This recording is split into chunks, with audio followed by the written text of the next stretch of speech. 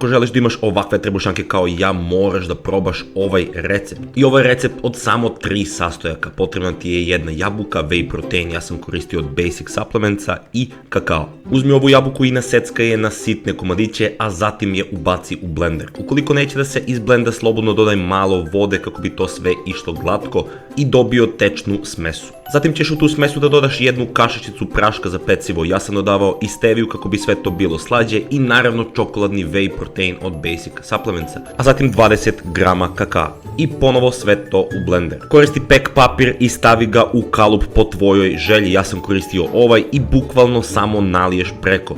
Može da dodaš čokoladu ili čokodugmiće, pošto ne jedem slatkiše ja sam dodao proteinsku čokoladicu opet od Basic Supplementsa. Sve ovo spremaš na 180 stepeni i otprilike mu treba 30 minuta, sve zavisi od kalupa i od rerne. A ocenu koju bih dao ovom receptu je zapravo 4 od 10 jer ne može da očekuješ mnogo od jabuke i whey proteina. Fake reakcija, by the way, Pozić.